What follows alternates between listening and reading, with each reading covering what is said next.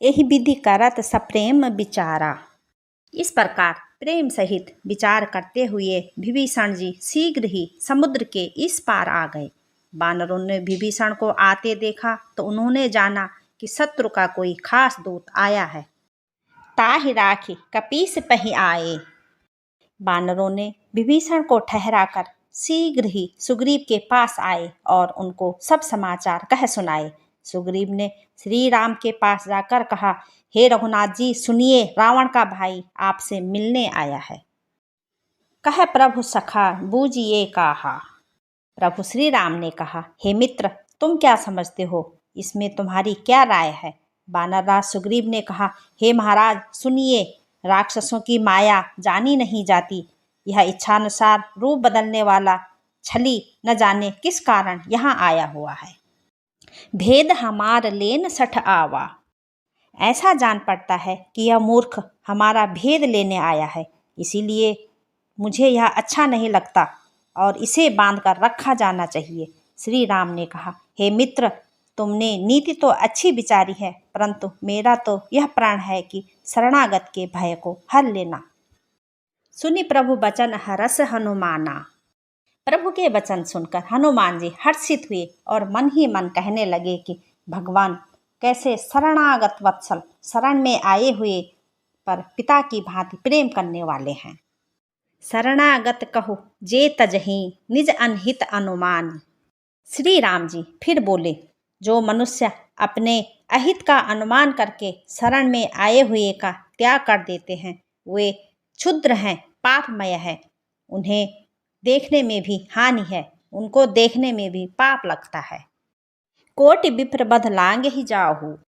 जिसे करोड़ों ब्राह्मणों की हत्या लगी हो, शरण में आने पर मैं उसे भी नहीं त्यागता। जीव ज्यों ही मेरे सम्मुख होता है त्यों ही उसके करोड़ों जन्मों के पाप नष्ट हो जाते हैं।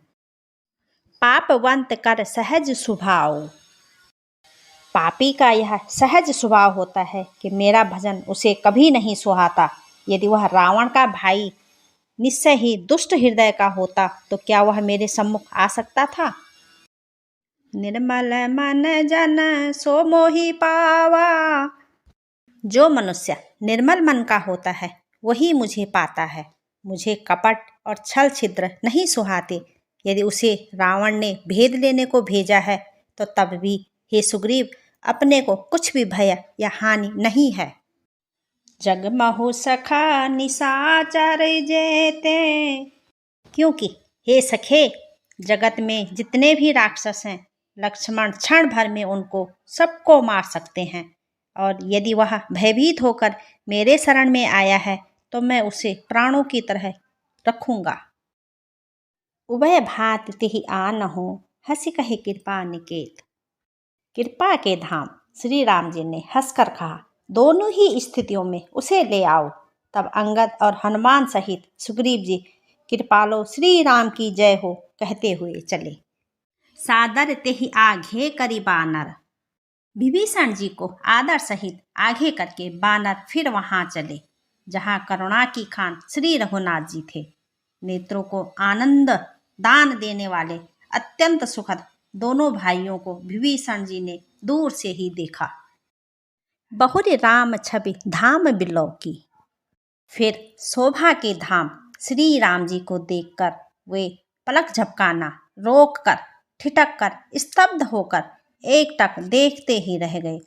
भगवान की विशाल भुजाएं हैं, लाल कमल के समान नेत्र हैं और शरणागत के भय का नाश करने वाला सांवला शरीर है। सिंध कंध आयत उर सोहा। सिंह के समान कंधे हैं, विशाल वक्षस्थल, चौड़ी छाती अत्यंत शोभा दे रही है। असंख्य कामदेवों के मन को मोहित करने वाला मुख है। भगवान के स्वरूप को देखकर विभीषण जी के नेत्रों में जल भर आया और शरीर अत्यंत पुलकित हो गया।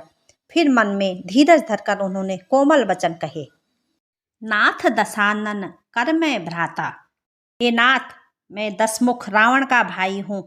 हे देवताओं के रक्षक, मेरा जन्म राक्षस कुल में हुआ है। मेरा तामसी शरीर है। स्वभाव से ही मुझे पाप प्रिय है, जैसे उल्लू को अंधकार पर सहज स्नेह होता है। श्रवण सुजस सुन आयहु प्रभु भंजन भव भीर। मैं कानों से आपका सुयस सुनकर आया हूँ कि प्रभु भव जन्म मरण के भय का नाश करने वाले हैं।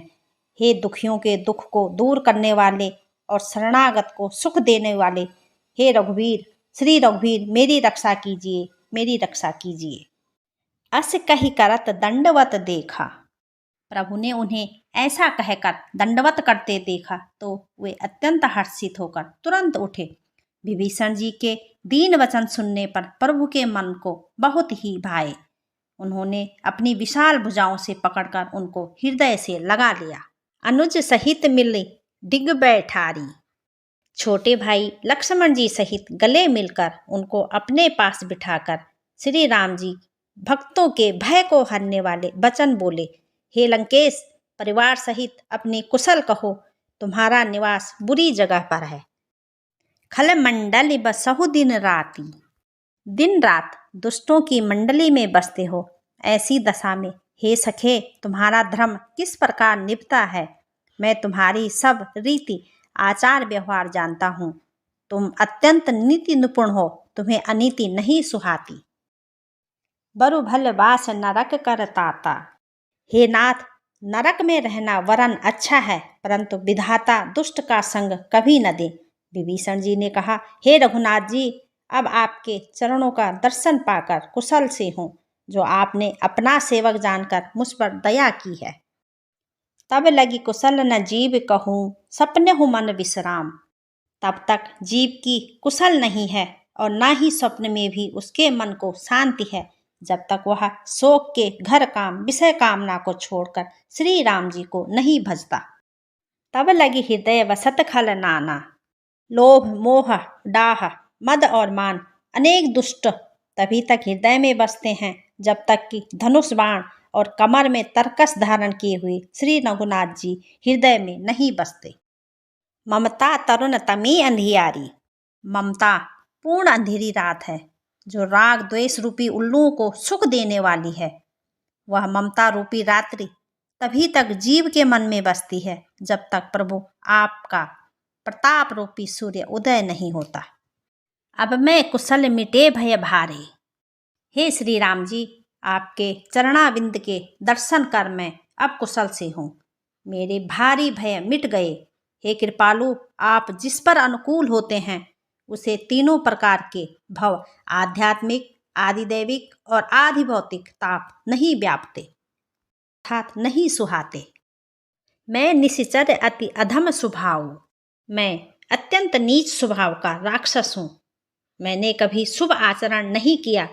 जिनका रूप मुनियों के भी ध्यान में नहीं आता, उन प्रभु ने मुझे स्वयं हर्षित होकर हृदय से लगा दिया। अहो भाग्य मम अमित अति राम कृपा सुख पुंज।